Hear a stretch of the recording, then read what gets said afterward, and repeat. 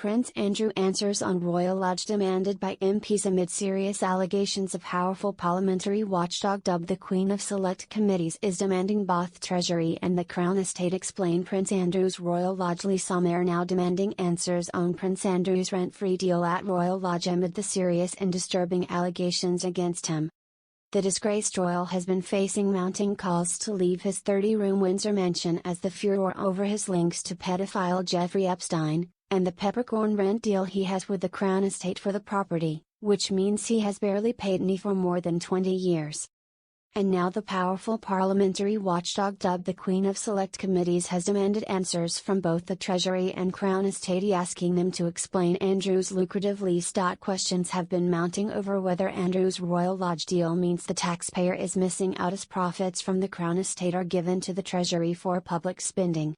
Yesterday, the Public Accounts Committee, PAC, which looks into whether taxpayers' money is being wisely spent, asked for an update on the status of, and rationale for, the lease for the lavish property. In a letter, PAC Chairman Sir Geoffrey Clifton Brown said, "There is considerable and understandable public interest in the spending of public money in relation to Prince Andrew, which in part stems from the fact that he is no longer a working royal and from serious and disturbing allegations made against him."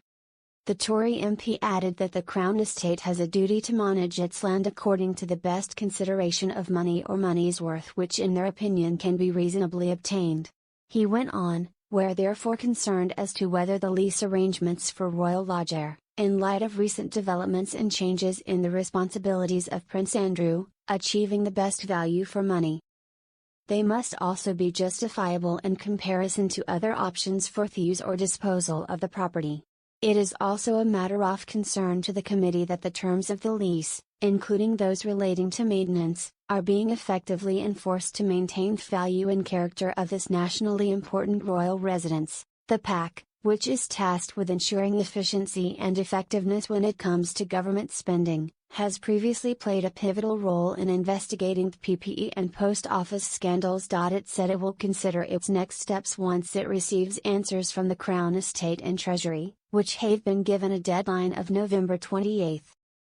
Andrew paid £1 million for a 75-year lease of the Grade 2 listed Royal Lodge mansion in 2003, and since then, he paid one peppercorn of rent if demanded per year. The Monarchy is facing mounting pressure to resolve the issues surrounding Andrew, with some MPs eager to debate the topic in Parliament. Earlier this month, he relinquished his Duke of York title after accusations that he sexually abused Virginia Giuffre ahead of the publication of her posthumous memoir.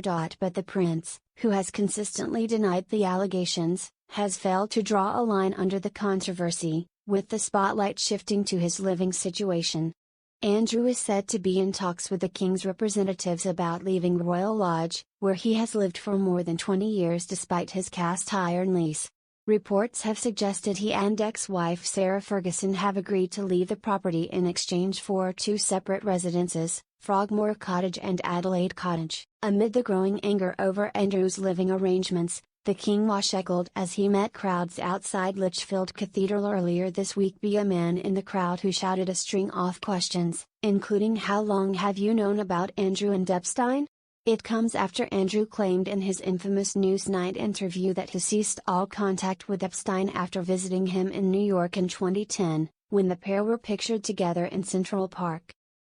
However, it was alleged earlier this month that Andrew emailed Epstein a year later in 2011, a day after the emergence of the now infamous photo depicting Andrew with his accuser Ms. Giuffre, saying they were in this together, despite his claims that he cut contact. Convicted sex offender Epstein died in prison in 2019 while awaiting further trial. Ms. Giuffre's posthumous memoir Nobody's Girl, where she alleges she was forced to have sex with Andrew on 3 separate occasions, was released just days after Andrew agreed to give up his Duke of York titles.